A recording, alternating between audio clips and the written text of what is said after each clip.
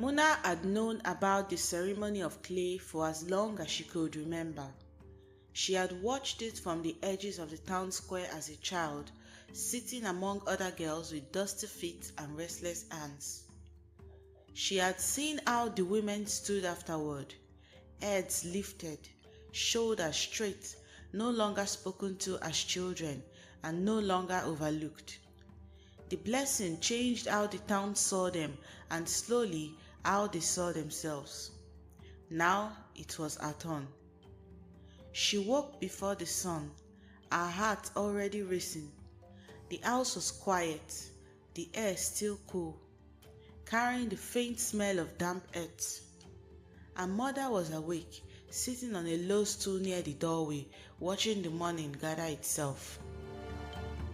"Eat," her mother said softly, sliding a small bowl toward her.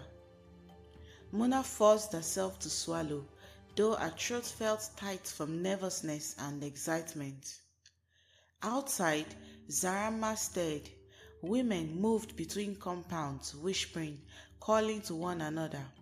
Somewhere, a baby cried, and somewhere else, a pestle struck a mortar in a steady rhythm.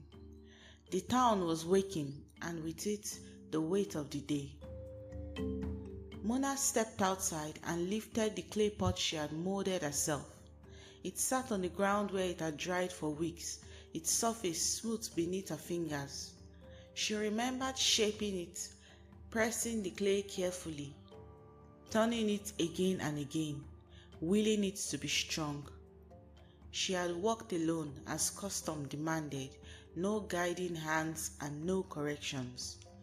She told herself this was enough. The walk to the river was familiar, yet it felt altered by attention. People paused in their walk to watch her pass. Some smiled encouragingly, others said nothing. Children followed at a distance, curious and quiet, as though they sensed this was not a game. The river lay just beyond the edge of the town, broad and patient, its surface catching the first light of morning. Other girls stood there too, some older, some younger, each holding a pot molded from their own hands.